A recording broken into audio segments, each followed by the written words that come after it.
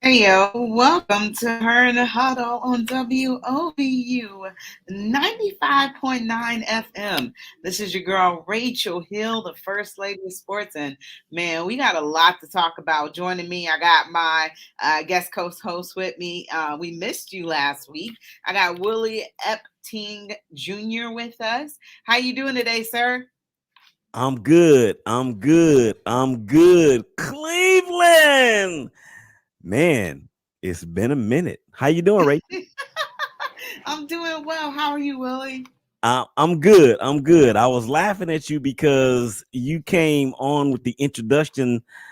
You're listening to Her in the Huddle on WOV. I'm like, wait a minute. What kind of show is this? I know I needed to say it with my chest and put some bass in my voice. I don't know what happened. There's so much going on in the world right now. I'm Yeah. like trying to stay calm instead of going a little nuts. And we got Marshawn Powers who's going to be joining us in a second. But Willie, man, first and foremost, how was your weekend? How was your weekend? Um that got a lot of work done around the house. Me and the wife, we painted our door, we That don't redid sound our fun. door, and then we painted the shutters and did some other stuff. That don't Yeah. sound fun at all. Well, it was okay. We got this quality time. That sounds like homeowner stuff Yeah. that y'all Well, did. yeah. That's what that was. It hmm doesn't sound fun at all. Sounds like a lot of responsibility. Well, it is, but the door looks phenomenal. And What color did y'all paint it? we painted it black, and we took the Okay. we had this like this wrought iron bar on it, not like burglar bar, but this wrought iron bar. Yeah. And it was an upgrade when we got the house, or when we got the house. So we actually took that off and painted the entire door black. And then we painted the shutters black. So it was Okay. pretty. Look, it turned out pretty good, and she's happy. So that's really all that matters. That was some. You said that's all that matters. Is she happy? Yep. So that expression with happy wife, happy life is true, huh? Oh yeah. Yeah, Oh people yeah. don't be listening though. Keep the woman happy, and we'll do anything for you that you want. Purr like hmm a kitten. So Willie, man, we might as well just go ahead and get into it. Tell the world what's going on with your Raiders. It seemed like at first y'all was on top of the world, and y'all was winning games and all that other stuff. Y'all was undefeated, and then all of a sudden the bottom came out. Well, it's the NFL in terms of wins and losses. The game against the Chargers last Monday night down at SoFi. The Chargers jumped out 21-zip, and I was like, here we go again. But we've shown a tendency to come back against the good teams, i.e., the Steelers that were considered to be okay at the time after coming off of beating Buffalo. And then, of course, what we did to the Ravens after they were up 14-0 in the first quarter on us. So, but this felt a little different because Justin Herbert is a beast. And I'm going to tell you right now, when he came out of Oregon, I don't think anybody expected him to be doing what he's doing. But in terms of the wins and losses, I mean, and then, we all saw the emails that have resurfaced or that have unsurfaced. And I'm sure we're going to get to the fallout of that. But in terms of the Raiders and their performance, the game against Chicago in Vegas on Sunday, you can see that the team was not there. They just were not there. And I'm not going to say they quit. However, I will say that they looked flat. I mean, they looked flatter than the balls at #Deflategate with Tom Brady in New England. But the defense played pretty well. I mean, I had to give it to the defense. They played pretty well, but it's the Chicago Bears. I mean, and their offensive line is not really all that. But Derek Carr stunk. Josh Jacobs stunk. Kenyon Drake stunk. Darren Waller stunk. They all stunk. And, even with all that stinking, there still was an opportunity for the Raiders to win that game. But you could tell, man, the energy was just not there. Hence, what are they now? 2-3, or what are the Raiders now? Don't even front. We 3-2. 3-2. Oh, As a excuse matter me, of my bad. fact, we are I just we are reversed the numbers. we are in the playoff. We will be in the playoffs if the playoffs started today, ahead of Cleveland. Okay, but y'all just lost to Chicago of all teams. Yeah. So what? What's y'all's record? Um, What's y'all's record, Rachel? 3-2. I'm Okay. gonna say I said that with my chest. 3-2. So what you trying to say? I ain't saying nothing. You started it. Tell You me know, y'all lost to the Bears of all teams. it's all good. So let's talk about now I wouldn't say they have a rudderless ship, because now they have the special teams coach has been promoted to head coach. I'm like, that's quite of a jump and a leap. One day you the special teams coach over punters and kickers, and the next day you the head coach over the other team, the whole team. This John Gruden stuff is a mess. There's more that we don't know that's going to come out. And this was an investigation that was conducted by the Wall Street Journal. So they weren't like, okay, whoever that source was bypassed ESPN, because ESPN has some fault to play. And for people who don't know, who been sleep, in the cocoon, what happened was John Gruden pretty much had some emails that he thought were private that were racist, sexist, misogynistic, become public, and they were leaked. And it was pretty damning. And there was an apology, and he decided to step down. So he pretty much said, I'm sorry, I didn't mean to hurt anybody, pretty much admitting to those emails. And now he gets to ride off into the sunset. He had a 10-year contract with the Las Vegas Raiders. So he's been there 4 years. So he's made $40 million so far. But can you talk about, how you feel about this and the effect that you feel like it will have on organization? Then we'll get Marshawn's take, because Marshawn just got here. What's up, Marshawn? So Yeah, man.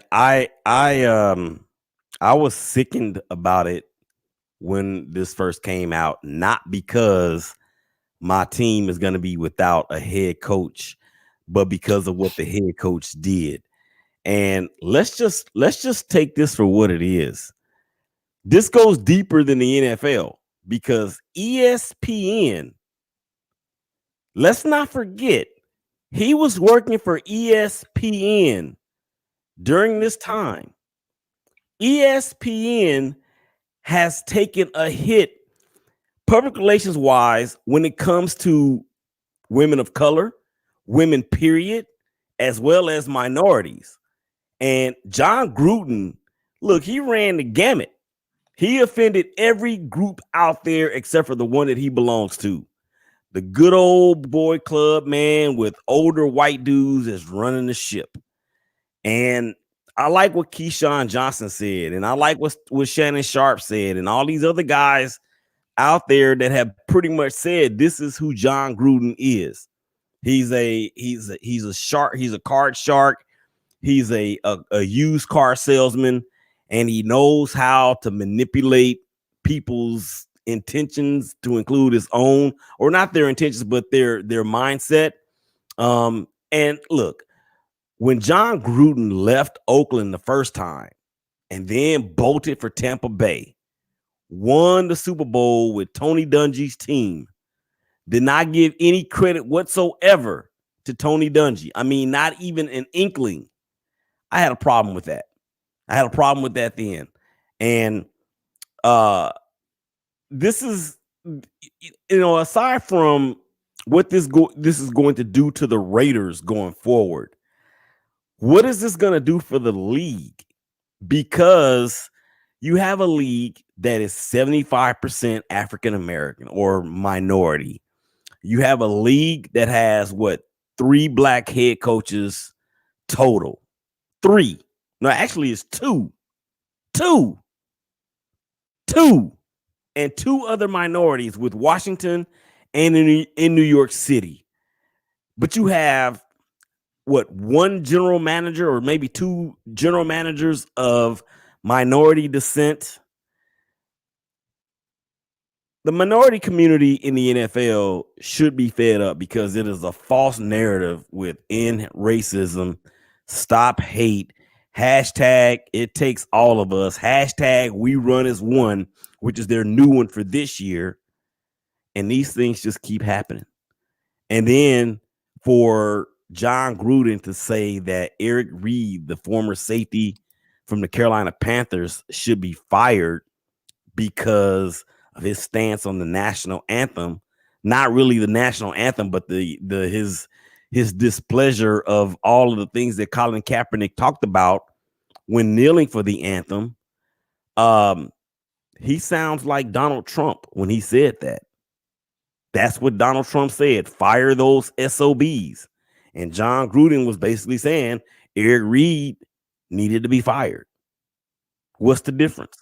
Yeah, we all know that the NFL is pretty much a racist institution, and they like to hide behind the inclusivity and stuff like that because they have black players. But all the owners are white, and you see how they blackball Colin Kaepernick and Eric Reed for standing up against racism and for social justice issues. And it's funny how the NFL they obviously they had this information on Gruden. He's been doing this for a long time, but you notice how he got rid pretty much the outrages over the homophobic comments that he made and not the racist comments. So you can talk about black people all you want to, but you can't speak out against the gay community, LBGQ community, and you can't speak out against the Jewish community, and that's when you will have repercussions to happen to you. So those are the two that are off limits. You can say whatever you want to about black people and there'll be no punishment, but I still believe that the NFL has tape of Myles Garrett and Mason Rudolph.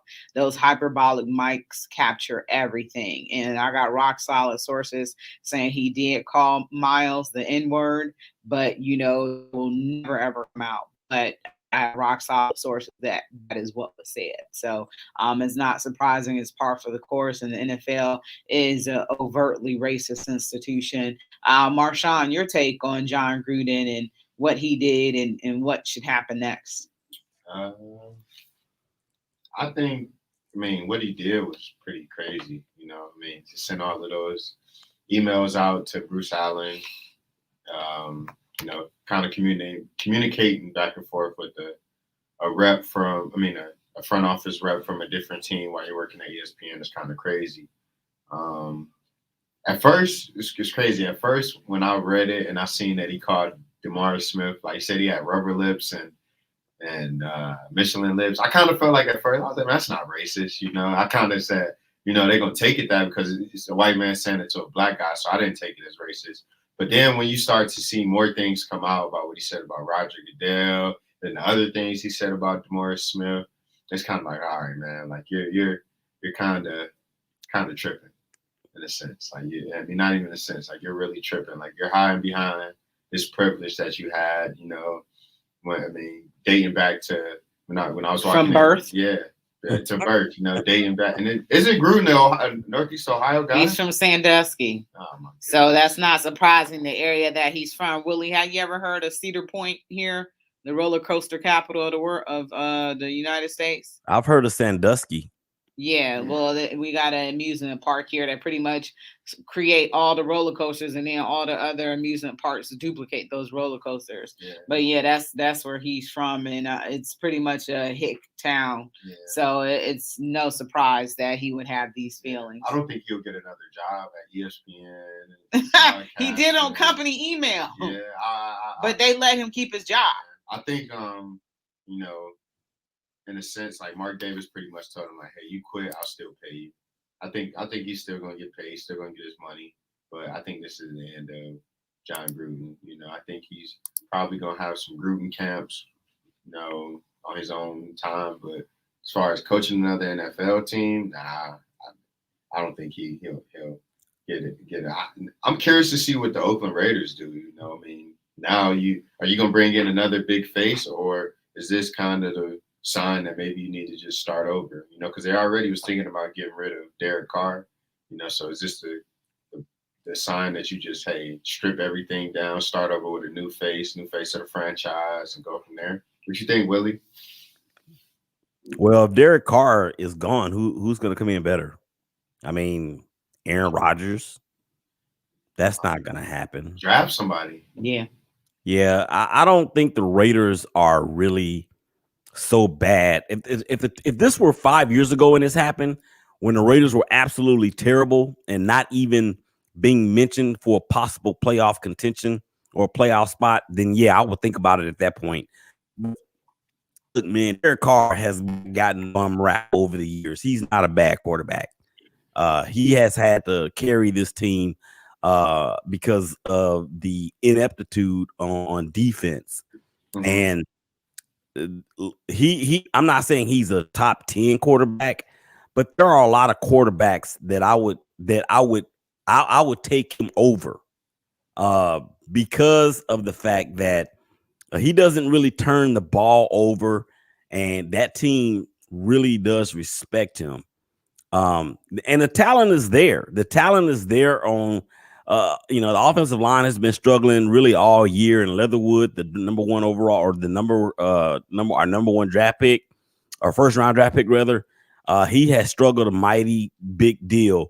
And look, when you bring in the lights of Richie Incognito and you let go of players like Amari Cooper and Khalil Mack, you gotta now let the questions begin.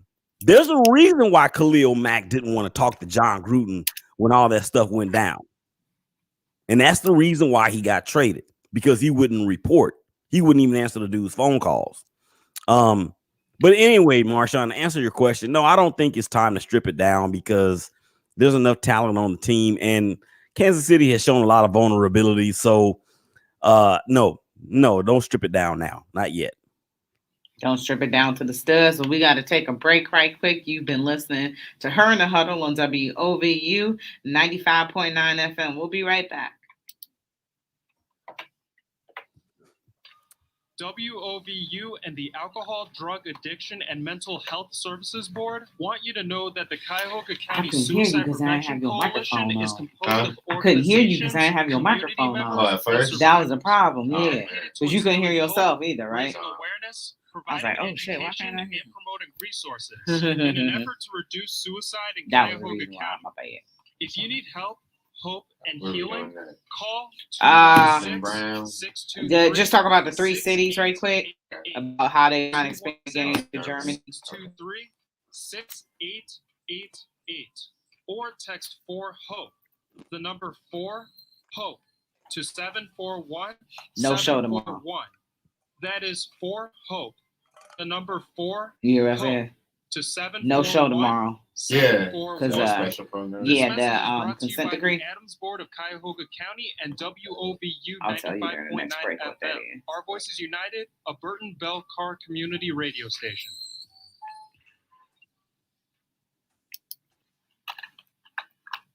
Welcome back to Her in the Huddle with Rachel Hill, the First Lady of Sports.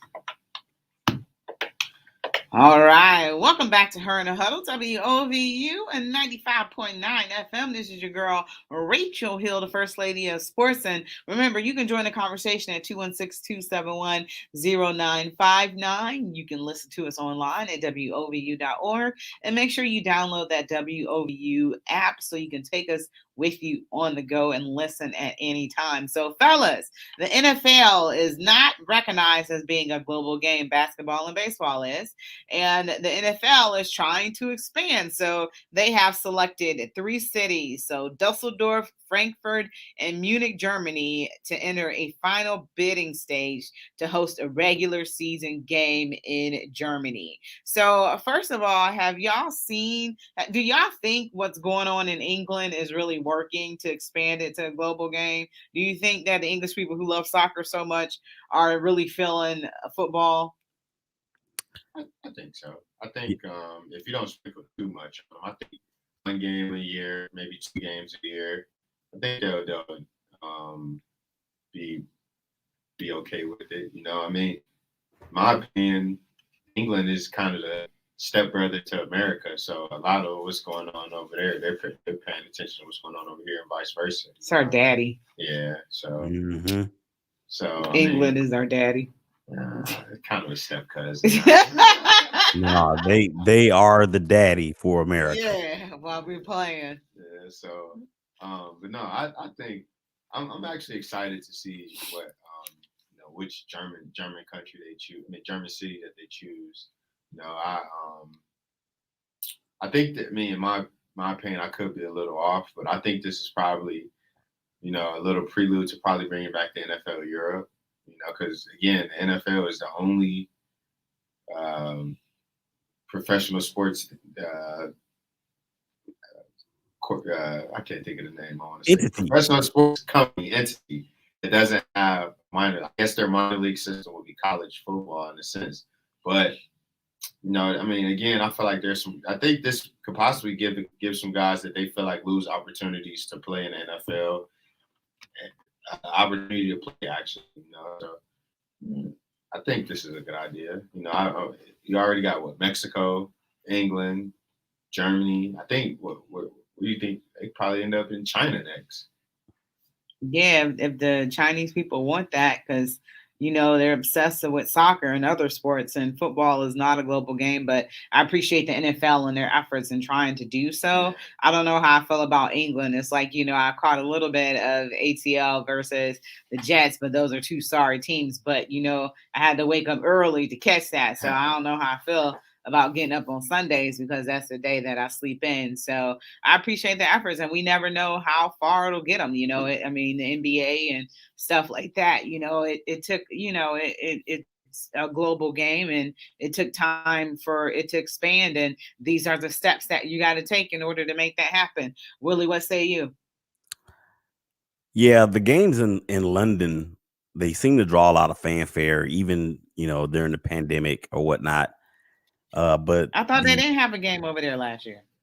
Yeah, what that's what I'm saying this year, because we're still in the pandemic. Oh, okay. Yeah, we're still in the pandemic. But in terms of, and I think that's cool. Having a few games a year over there is all right. Having a game in Mexico City is cool. Even if they were trying to well, I don't see them having one in Canada since there's already a professional league up there. But London and Germany, the only if the NFL tries to expand and have a team in London, that will be a nightmare. That will be a nightmare, because if you imagine a team from London flying all the way out to Seattle, that's like a 12, 13-hour flight. Mm-hmm. Now, when they fly from, because if you notice, whenever they have these teams play in London, it's usually the East Coast teams. So from New York to London is probably like a 5.5-hour flight, as opposed to, or Los Angeles to London, which is going to be about 11 or 12 hours, or even Seattle. So I don't have a problem with the NFL staying over there and generating a global buzz, but in terms of expansion, not going to work. Yeah, I guess I'm looking forward to a game over in Germany. So, plus, we talked a lot about Cleveland Browns yesterday, but wanted to get you guys' opinion on the game that took place on Sunday against the Chargers, a shootout in 47-42, in which the Cleveland Browns were not able to win that game. And it came down to so many things. I'm still a mixture of so many emotions, but this game, as well as the Kansas City game, I feel that we should have won these games. No excuses. We had the ball in our hands on both series to end the game, and we came up short both times. So I'm flummoxed, and I don't understand how this continues to keep on happening. If you even go back to the game against Baltimore, okay, so we didn't have the ball in our hands the last seconds, and our defense wasn't good enough to stop Baltimore that week 14 game, that shootout with Lamar Jackson.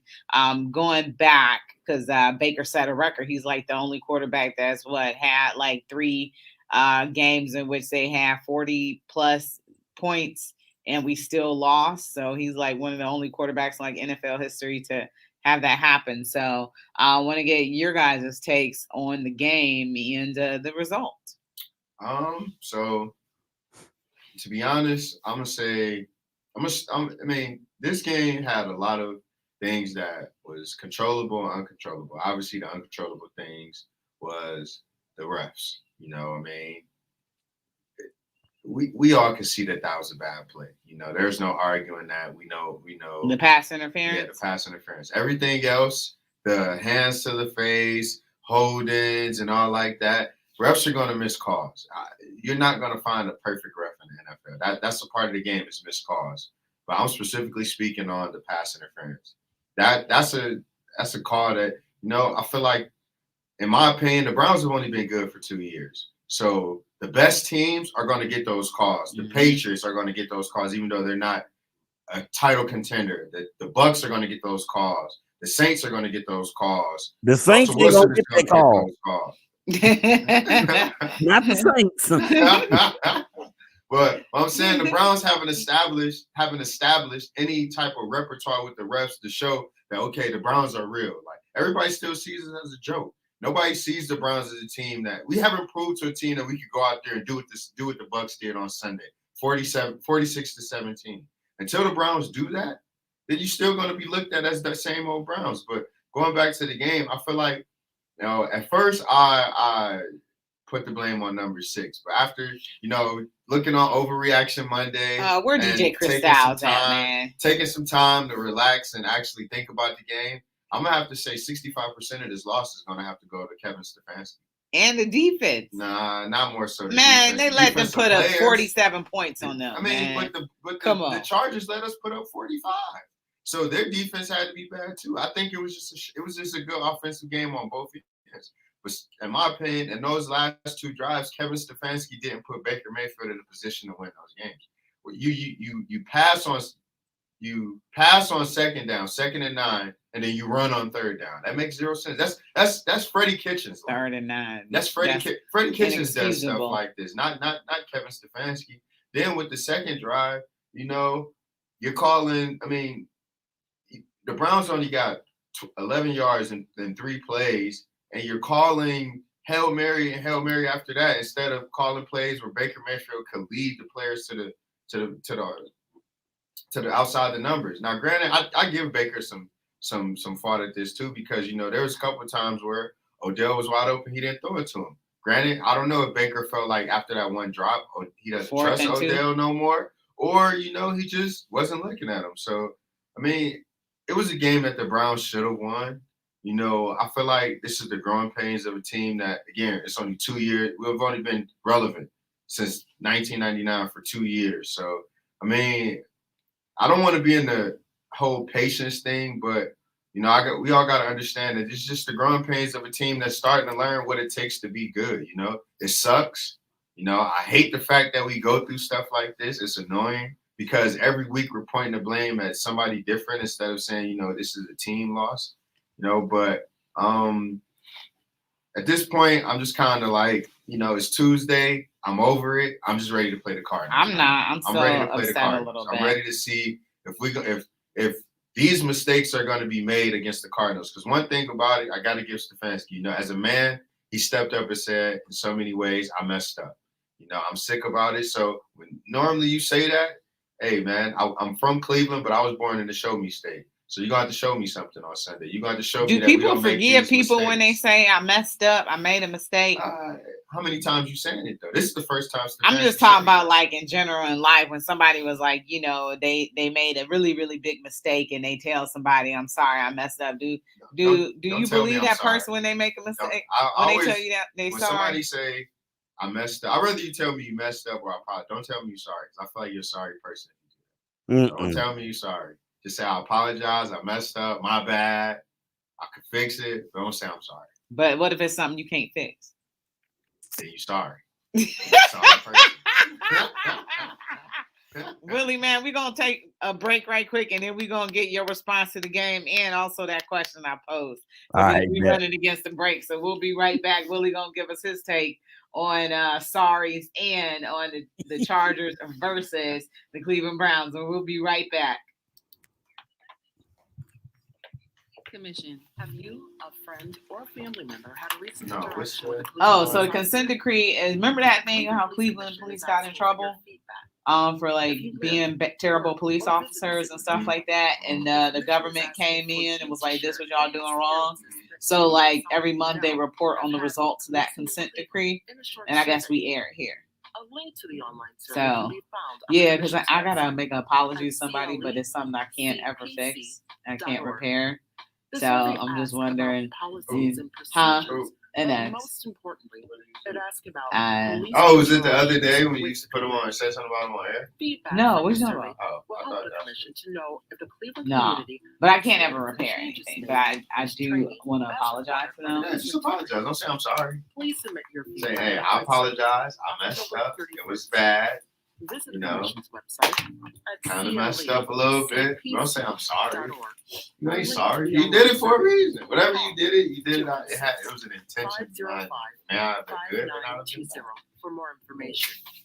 We want to thank you My mom used for to the never time let me you say take to complete the survey. So you say I apologize instead of saying I'm sorry. In You're helping not to sorry. co-create You public meant to safety do in that. our That shit. neighborhoods.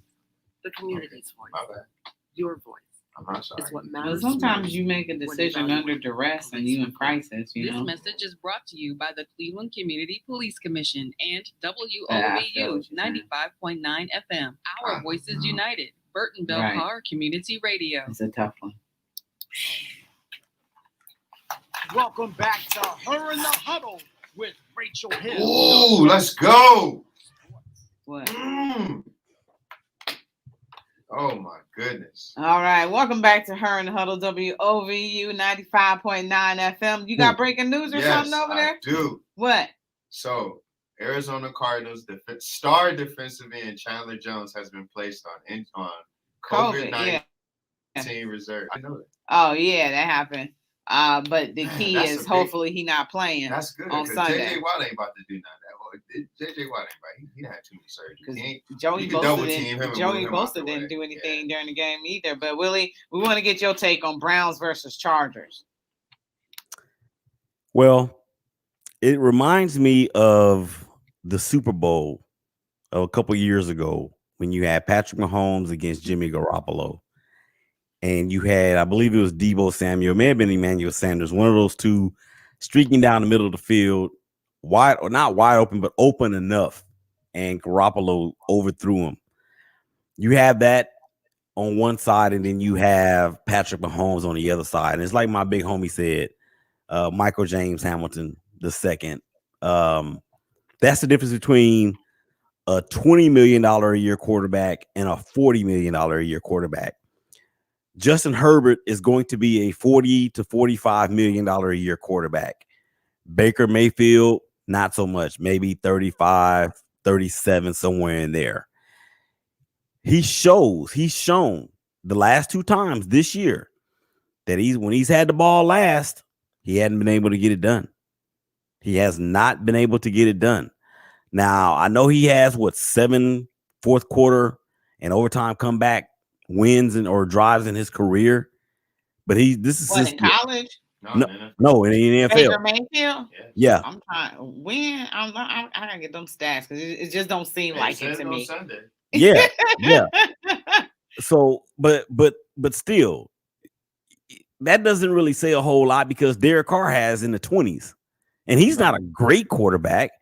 And if you ask me to pick one over the other, I'm going Derek Carr over Baker Mayfield 7 days out of 7 days of the week.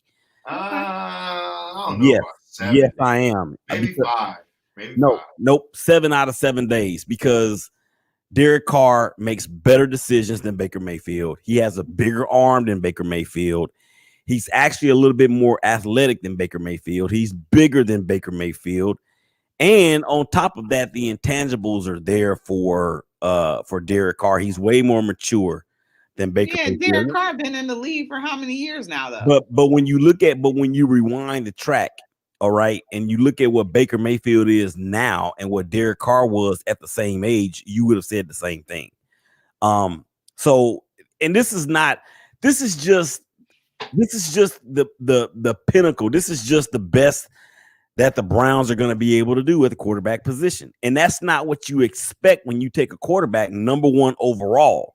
You don't expect for him to be just good. You don't expect for him to be even great. You expect for him to be a game changer. You expect him to be one of those guys that can elevate everybody around him. And Baker just cannot do that. Now, Kevin Stefanski has done a tremendous job in hiding all of Baker's faults. But you see it. You've seen it again. You saw it against the Chargers and you saw it against the Chiefs earlier in the year. When he's asked to make the play, he can't do it. He just can't do it. So for this team, I don't and right now they are not a Super Bowl contender. They're gonna be a playoff contender. But this is not the 2000 NFL when you had Trent Dilfer playing quarterback for the Baltimore Ravens and they're winning championships with defense. This ain't that NFL. Now, I'm not saying that Baker Mayfield and Trent Dilfer are in the same category in terms of talent goes, but the game has evolved from that point to what it is now, and you have to be more of a passer. You have to be more of a game changer. And why in the world did Odell Beckham only have 20 yards receiving? Because they didn't believe it. Listen, I feel like this. One of two things, either it's a miscommunication problem between Odell, Baker, and Stefanski, or it's a trust thing. Because, I mean, how you go from last year, you forcing the ball to Odell, like as if he's the only receiver on the field, to now, you're not even looking his way. So, I mean, I think it's probably either a communication thing where Baker, Stefanski, and Odell just not on the same page, or it's just kind of like Baker feel like he don't need him anymore. He don't trust him anymore. He trusts Njoku and his tight ends, and he trusted the screen pass to Nick Chubb. But you had to forgive him for a drop. Drops happen, and yes, that was a terrible drop. No, Rachel, I'm not letting that one slide. First of all, listen. 7 days out of the week, we got to see Odell posting Instagram and Twitter videos with catching one-hand balls. There's no problem with that. You mean tell me you can't catch a two-hand ball when we really need you on 4th and 2? I'm not taking it. 4th and 2, it did bounce off your chest right between the numbers in your hands. I don't want to hear it. It did. Listen, if that's the case, I don't want to see no more videos of you doing one-hand catches with shades on and pink gloves on Sunday and pregame. I don't want to see it. If you can't catch it. But here's the thing, though, with that. Odell, there's nothing wrong with his hands. He never injured his hands or his shoulders. He had lower body injuries. So those are inexcusable for a caliber player or receiver like OBJ. That is inexcusable when your team needs you. I don't care if you've been targeted one time. Before that, be looking for the ball. That's just that. That's inexcusable. That cannot happen. And with him at this stage of his career and with his career in Cleveland really being on the brink of destruction, dude, you ain't helping yourself. It ain't, man. And I mean, a lot of people, saying, "Oh, the Browns need to trade Odell." What can we get for Odell right now?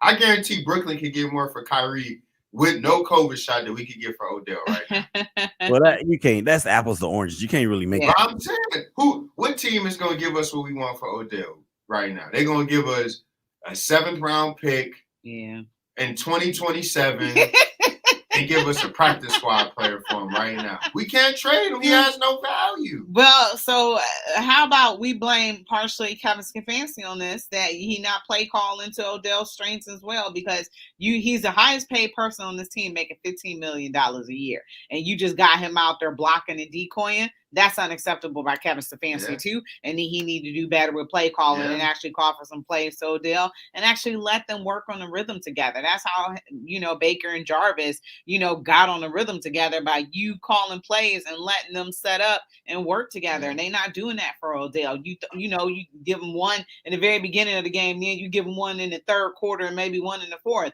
It shouldn't work like that. And I know we got so many weapons and there were so many other people that stepped up, and the running game is off the chains for, I think Nick Chubb had 166 yards just by himself. So we know that we just got so many weapons, but you got to feed him. You got to give him the ball. That's just no excuse for that, because, you want to blame it on Odell. You can't blame the play calling on Odell. That's Kevin Stefanski once again making rookie mistakes. Yeah, Stefanski. One thing I learned, Stefanski gotta become a little bit more aggressive, man. He's not aggressive.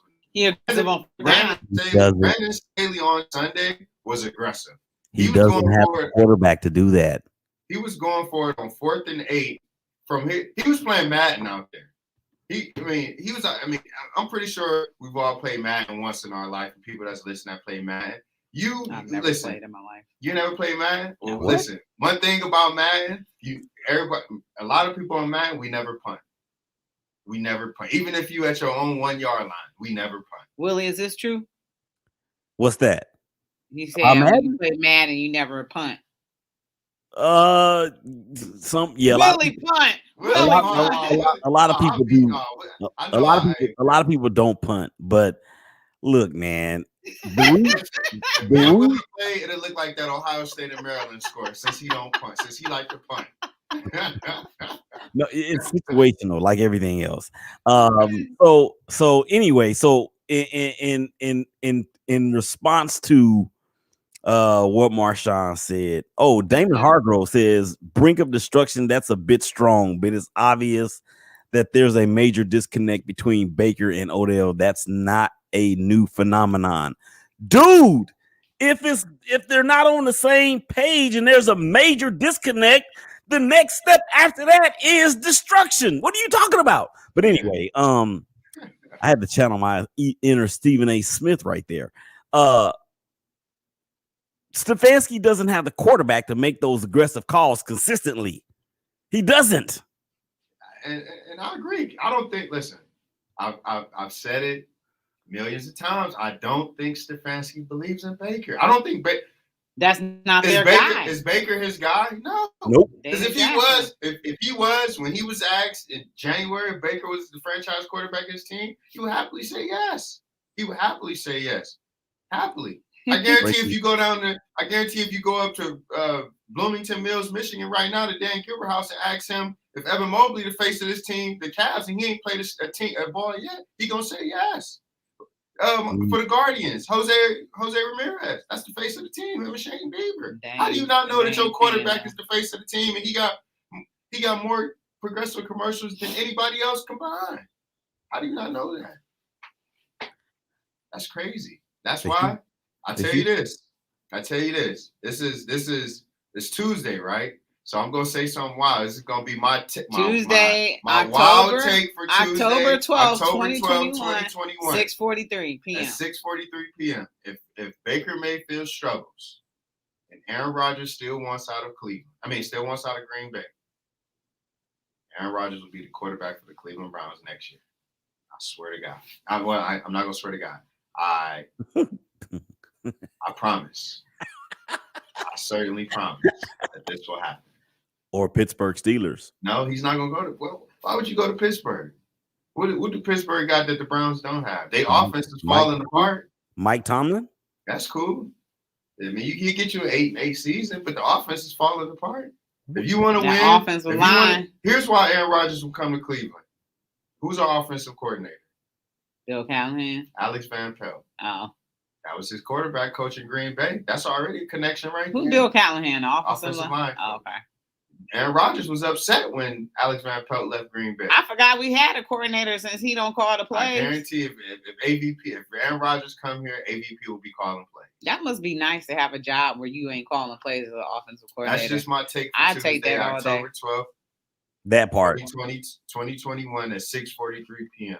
If I'm wrong, we'll revisit this in February. Well, we're going to revisit it now on the other side of the break. Willie, I'm going to get your thoughts, but we got to take our quick break right quick. You're listening to Her in the Huddle on WOVU 95.9 FM. We'll be right back. Nearly 7 years after the Astros got the White Sox out of here with the gentleman's sweep. What was we talking about? Policy on how police officers what did I ask? Manage difficult he said Baker ain't that guy. Did he go into why? You gotta ask my question when we get back. What question of the week? That contract question. Oh no, hell no. I say the meter them. He didn't have a terrible game. He bounced back tremendously He though. bounced back from what he did last week. Yeah. But He still was 22 for 32. Place with the police and the youth. What I need Willie to answer when we come back? I just want to thank you for what you're doing and the What'd you just that answer? you're bringing throughout the community. Cleveland's policy calls for officers to consider factors such as perceived age, physical build, and emotional state during he didn't have that quarterback to do it. Nah, he ain't. He was much better, but no, I still ain't paying him no $45 million. Josh Herbert. Brought to you by I would. Since we ain't gonna be here, you want to close out with some quick comments on the Cardinals? Cuyahoga Community Yeah, we College can. and WOVU 95.9 FM. The discussion will be moderated by Fox 8 News reporter Alex Stokes. She will be joined by panelists Gabriella Celeste of the Schubert Center for Child Studies at Case Western Reserve University, Zuri Hitchcock, a graduate of Cuyahoga Community College, Officer Brandon Tisdale of Cuyahoga Community College, Timothy Tramble of the Cleveland Police Monitoring Team, and Chief Calvin Williams of the Cleveland Division of Police. For more information and free registration, visit UnitedWayOfGreaterCleveland.org. That's UnitedWayOfGreaterCleveland.org for the 10th conversation on the consent decree. We will broadcast it live right here on WOVU 95.9 FM and stream it on WOVU.org and on our free mobile app. Join us Wednesday, October 13th from 6 to 7:30 p.m. That time went fast, man. Because together, we can elevate change in the community. Yeah. This is brought to you by the United Way of Greater Cleveland, the Cleveland chapter of the NAACP. Next week we gotta talk about the Cuyahoga Cavs, even though they sorry. And So we gotta talk about the Cavs next week, even though they sorry. I gotta figure out what to say. Community radio station. I could write something up tomorrow. Send it to you and see what you feel. Welcome back to Her in the Huddle with Rachel Hill, the First Lady. It's just so bad.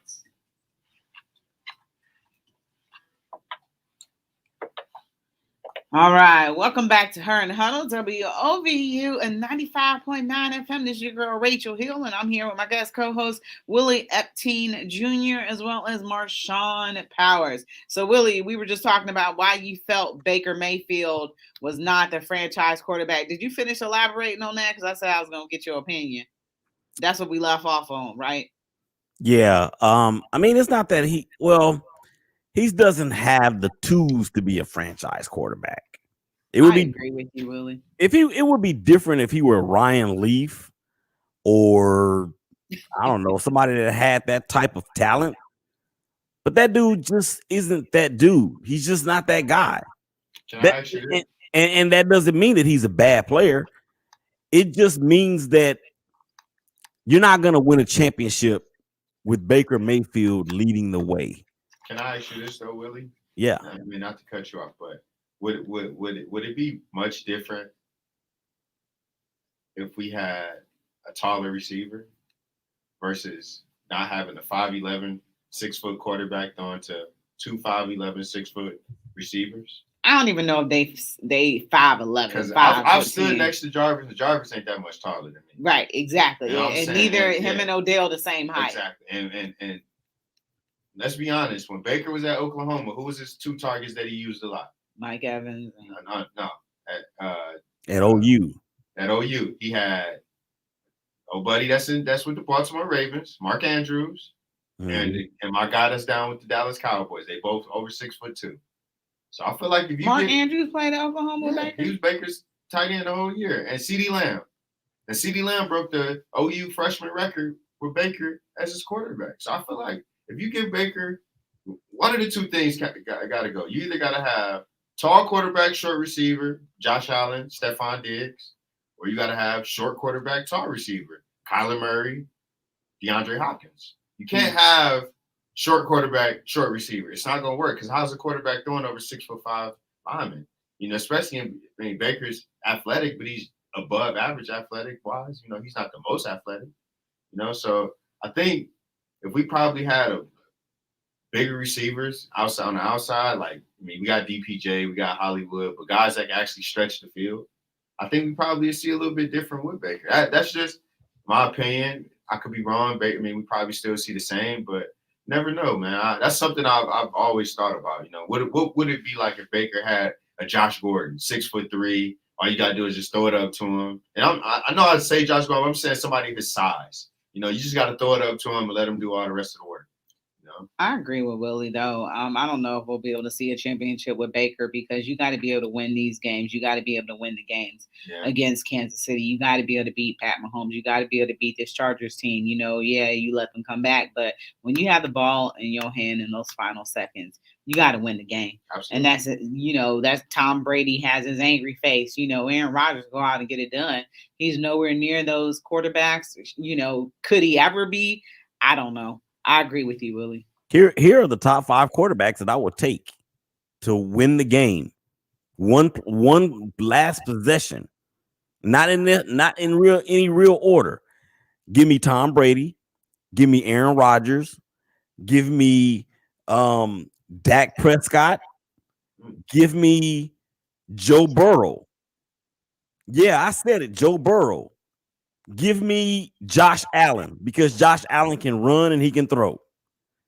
If you notice, no Derek Carr, no Baker Mayfield, no Kyler Murray, no Russell Wilson, no Patrick Mahomes. No, well, outside of Patrick Mahomes, dude. I mean, but he's on a different level. But even right now, dude, he's turning the ball over too much. There's another guy I'm gonna add to that list. I'm gonna add an honorable mention. He's not playing this year, Deshaun Watson. Mm-hmm. I think Deshaun Watson could lead a team like 2-minute drive. You give him the ball, and you let him do his thing. I think Deshaun. This team, the Cleveland Browns, or any team. If Deshaun Watson was on the Browns, we'd be the best team in the NFL, easily, no doubt. I would love to see Deshaun Watson in Cleveland. I think we would be unstoppable with obviously, if we get him, let's say we get him next year, the team's gonna change. You're gonna lose some pieces because then you're starting to heat up some of his contract. But I think right now, if we was only paying him $10 million this year and he stepped in into what Baker has right now, we would easily be the Bills. What? Yeah, we wouldn't have lost to Kansas City. We wouldn't have lost to the Chargers. I guarantee probably not. Yo, they have taken John Gruden out of the Tampa Bay Buccaneer Ring of Honor. That's performative. That's I don't care what it is, but when it looks bad for him, whatever their reason is for doing it, you brought that team their first Super Bowl and their only Super Bowl for a long time. And now you've taken him out of the Ring of Honor. Okay, let me put it in context.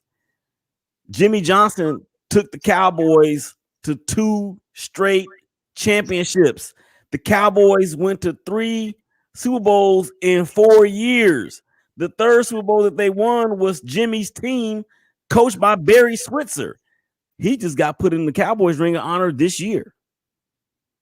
Jimmy Johnson? Yes. Oh, wow. Yeah, that stuff is performative because he's been a racist for a long time and people knew. They just ain't say anything and they covered it up and went about their business.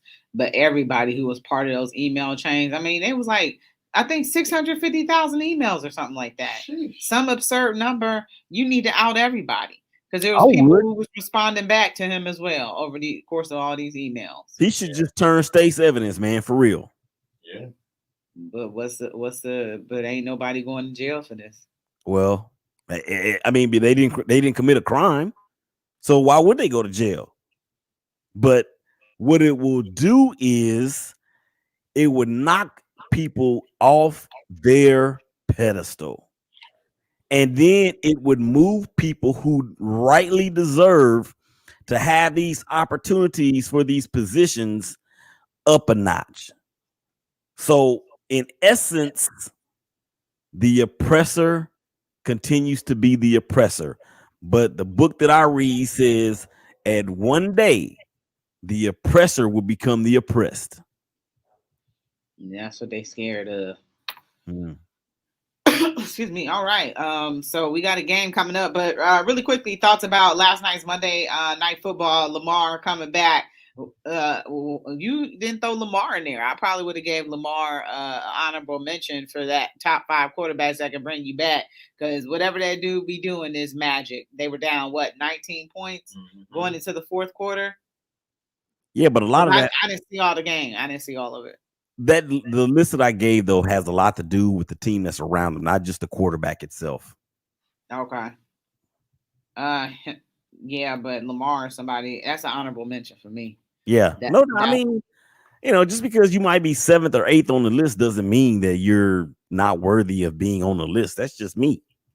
Okay, that's just Willie's list. That's crazy. So we don't have to go by Willie, but yeah, that game last night. So now Baltimore sits on top of the NFC North because all 3 times lost. Did the Pittsburgh win or did they lose? They beat the Broncos. Oh, that's right. Yeah, so they're still the bottom dwellers though. But yeah, that's a tough division. You had a 3-way tie, so now you'll start to see more stretch. But let's get into this matchup that we got against the Arizona Cardinals, who thank God are coming into First Energy Stadium, and we don't have to see them on the road because we struggle on these road games. What say y'all? Who do y'all think are going to win? What's your predictions? And is Kyler Murray going to be able to ball out in this game? So last week I picked the Chargers to win. You remember, right? You did? I picked the Chargers. I picked the Browns, didn't I? What was the score? Do you have the score? I don't remember the score. I don't have my laptop. This week, if they don't have Chandler Jones, I know the offense is good. Hopefully, we can get Denzel back. Might have to wrap him up in some bubble wrap.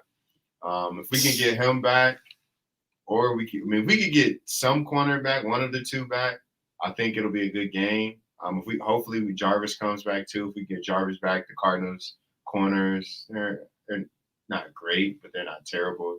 I'm picking the Browns to win. I think they're gonna be on the back of the run game, but I think we're gonna expect. I think Bears gonna explode and have a touchdown pass game in this game. Probably gonna have like 220 yards, but he's gonna have at least 4 touchdowns this game. I think the Browns are gonna win by 10. Willie, what are you thinking? This is a must-win for Cleveland. That's true. I think so too. This is a must-win for Cleveland. The game is in Cleveland, correct? First Energy Stadium, right? Yes. 4:05 kickoff. Do we know what the weather's going to be like? Supposed to be fall-like conditions this weekend. For us, that could be a little rainy. Remember last year when we played them. I'm thinking another team. So it's supposed to be windy on Sunday, no rain. It's 61 degrees. So yeah, more fall. Stefanski. Stefanski.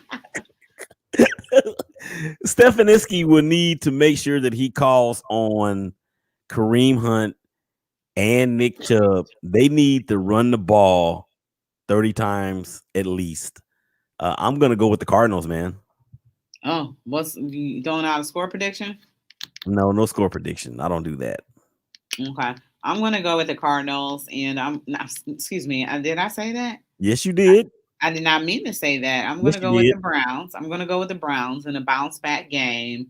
And I'm going to, because we can put them up there with the best of them. And I think that we're going to need, this one has the potential to go to a shootout as well with Kyler Murray, who is been balling. I mean, he's led the only 5-0 team in all of football. So I'm going to go 38 Browns to, maybe this one might be a close one. 38 Browns to 35 Arizona.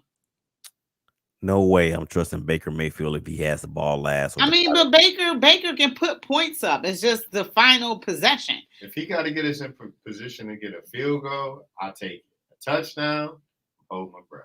Yeah, I mean, Baker can put up points. It's just him having the ball in his hands at the end of the game is one of the things that hasn't, nothing has manifested from that. So I'm not concerned. And also, maybe Kevin Stefanski can start involving Odell Beckham on the offense as well. Maybe if we say it enough and it gets them, they talk about they don't listen to what the media says. They absolutely do.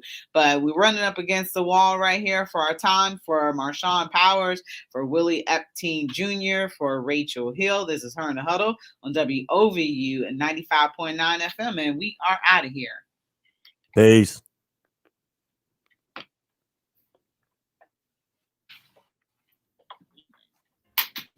You gotta listen because you've gone and missing 95.9. Oh my God. Willie, I'll holler. No show tomorrow. What time is the baseball show? My time. What time is it my time? What's tomorrow? Wednesday? Yeah. Since 7 o'clock my time, 8 o'clock y'all's time. Okay. All right. I can do it. All right, bet. All right. I'll holler at you. All right, later. Bye.